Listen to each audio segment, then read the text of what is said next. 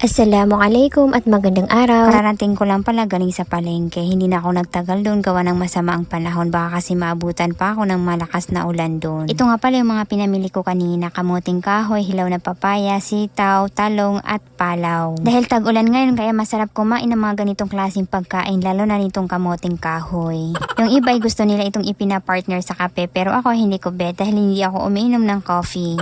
Bali ang pagkakabili ko nga pala sa kamuting kahoy na to ay 30 pesos per kilo. 1 kilo lang dapat ang kukunin ko kaso nakiusap si Babu na gawin ko na raw 2 kilo. Dahil mabait tayong person kaya ayun bumili ako ng 2 kilo.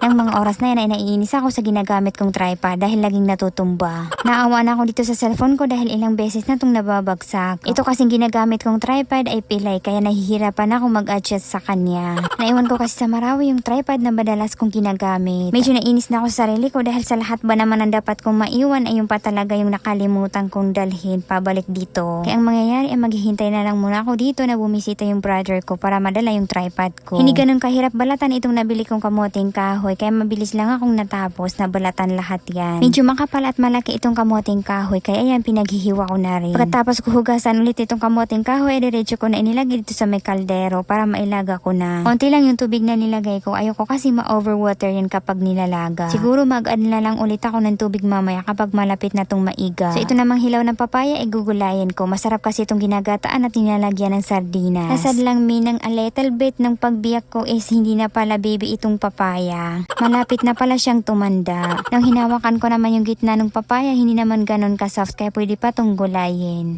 Hindi naman kasi ganun ka-overripe itong papaya, saka sayang naman to kung itatapon namin. Hindi naman namin pwedeng kainin yan na ganyan kahilaw, matigas kasi yan, panigurado mapapagod lang kami sa kangunguya sa papayang to. Sana nga pagkatapos ko mabalata yung papaya ay hinugasan ko na rin. Medyo may pagkamadulas itong dagta nitong papayang nabili ko. And pagkatapos ko yan mahiwa ng maliliit ay diretso ko nang hinugasan ulit yan.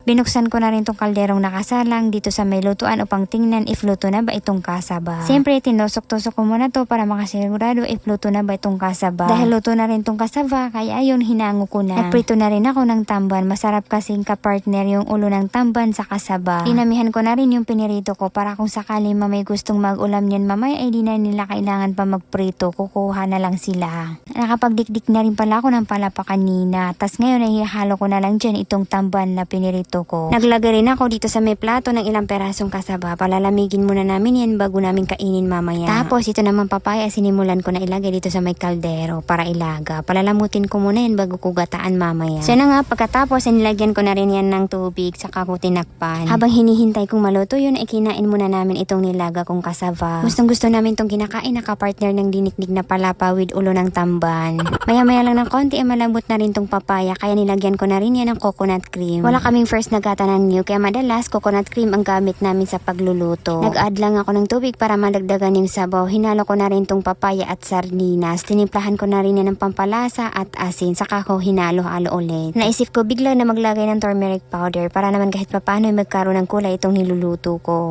Naghintay lang ako ng ilang minutes hanggang sa kumulo itong niluluto ko bago ko hanguin. Nung kumukulo na yan tinikman ko muna. Medyo manamis-namis ang lasa. Gawa siguro na may pagkahinog itong papaya. Pero overall masarap naman ang kinalabasan. At yun lang muna, pa-like and pa-share naman ang page ko. Maraming salamat sa panonood. Bye!